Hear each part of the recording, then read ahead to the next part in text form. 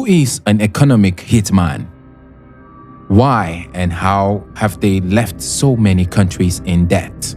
Or are they responsible for leaving many countries in debt? Why do they work to keep people poor? What is in for them? Who benefits more? All these questions and more we will answer in the video as we expose and unravel the mystery of economic hitman. Before we proceed, do well to smash a like on this video and subscribe to the channel. Also, share the link to this video with your friends and family.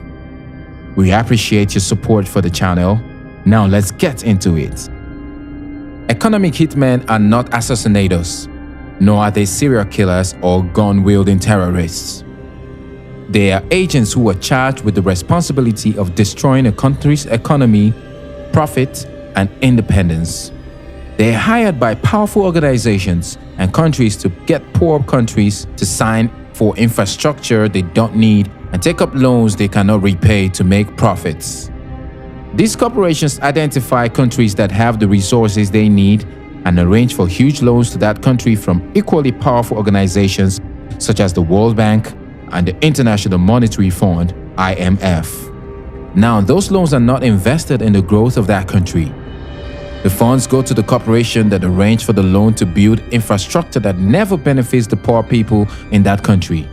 These funds sometimes benefit a few wealthy people in the country, but in the end, the country is left with a massive debt that it is most times not able to service, which is the actual point of the entire scheme.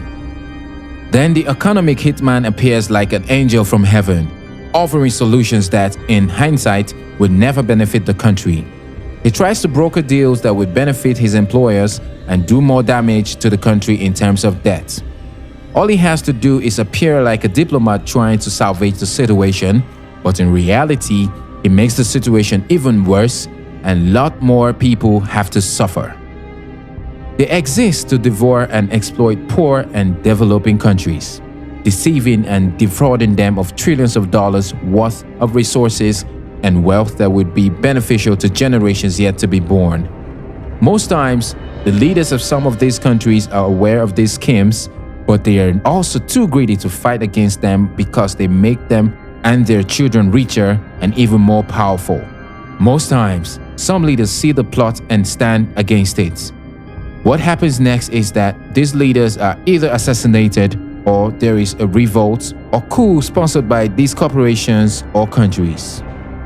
These coups and riots are controlled, manufactured, and managed by foot soldiers employed by these corporations and countries to derail the government, which is obstructing and fighting against their theft. It is a tactic that has worked perfectly for years. People have made a killing being economic hitmen, and countries have lived off their countries for years using this system. Here are a couple of events where economic hitmen and the results at the end of the day. In Iran in 1953, the man regarded as the hope of democracy in the Middle East was democratically elected.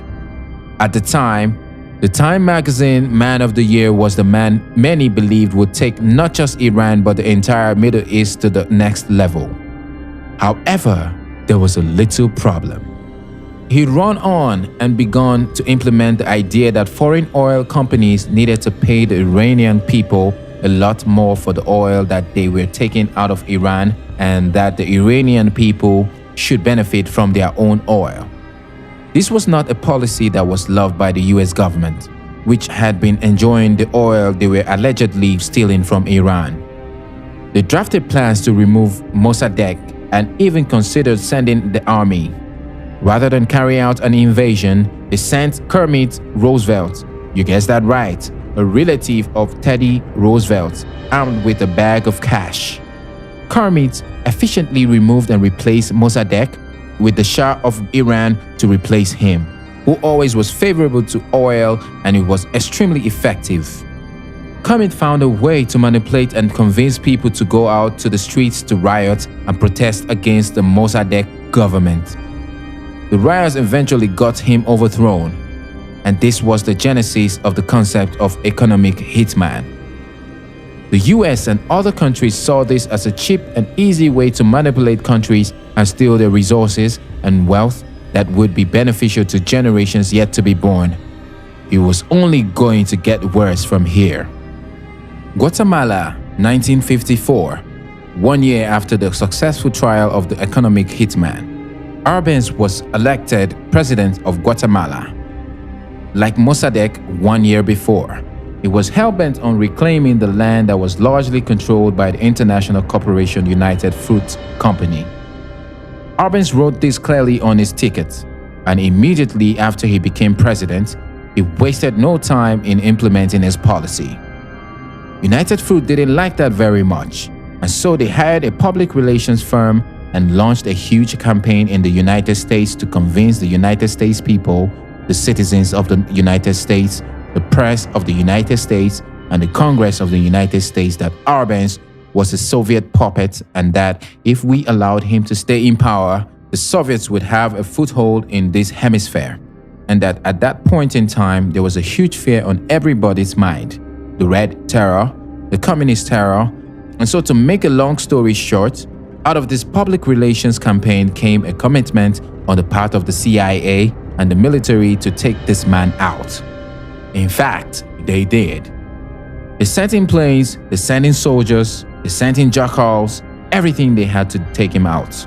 And they did take him out. And as soon as he was removed from office, the new man that took over after him basically reinstated everything for the big international corporations, including United Fruit. Ecuador, 1981. The country had been ruled and controlled by pro-US dictators who were brutal and evil. After an agreement to have a democratic election, Jaime Roldos ran for office. He promised to make sure the Ecuadorian resources were going to be beneficial to the people of Ecuador. Unsurprisingly, he won at the polls and, like many before him, immediately began to implement his policies and make sure revenue generated from oil was beneficial to the people. This didn't sit well with the US. They tried to convince and corrupt Jaime, as John Perkins, writer of the book Confessions of an Economic Hitman, later wrote. But Jaime was having none of that. He was hell-bent on improving the lives of his people. Unfortunately, it wasn't to be. Jaime died in a plane crash. It didn't take long before two other witnesses also died in similar circumstances before they testified. As John Perkins would later write, "In my position as an economic hitman, I was always expecting something to happen to Jaime, whether it be a coup or an assassination. I wasn't sure. But that he would be taken down because he was not being corrupted. He would not allow himself to be corrupted the way we wanted to corrupt him." Venezuela, 2002. Hugo Chavez took a bold stand against the United States of America, demanding that Venezuelan oil be used by Venezuelans. He was elected in 1998 and was the first in a long list of Venezuelan presidents to truly care about the situation and elevation of his people. As usual, the US didn't like the situation on the ground and in 2002 staged an alleged CIA-manufactured riot. They attempted to utilize the exact formula they tested in Iran in 1953. And this time, with the help of technology and television to overhype the entire situation, the result should be the same. Unfortunately, it wasn't to be. Hugo Chavez was a smart man, and unlike the others, his people backed and supported him. He went on to overcome the US and continued to implement his policies. This win marked a gargantuan moment in the history of Latin America. It is not new and it is not rare. This has been going on for years, and everything is being done to ensure it keeps going. And this is a system that has been used to exploit developing countries and take advantage of their underdevelopment. Most times, these countries are unlucky to have greedy and corrupt leaders who play a part in this evil that is bound to wreck the country in the long term. But in the case of Mossadegh, Arbenz, and Jaime Roldos, who refused to be corrupted and had the best interest of their people in their hearts, the ending is tragic as it can be. These people exist and work tirelessly to achieve their goals. They are professionals who are paid heavily to destroy countries and people. Who benefits more? Everybody involved. The corporations get what they want, which is unlimited and super affordable access to resources. The corrupt leaders get to be heads of some of the organizations and infrastructure built with loans that were taken from these international bodies. The hitman walks away with a bag filled with cash after successfully brokering the deal. Who suffers more? The people, who live in poverty, work twice as hard to feed themselves and survive. People who do not have access to basic amenities like clean water, electricity, education, or healthy food. These are the people who suffer. The economic hitmen are real and they are on the loose. We appreciate your feedback as always, and so let us know what you think in the comment section. If you've enjoyed this video, please smash the like button and make sure you subscribe to the channel to enjoy more entertaining content like this one. See you on the next video. Cheers.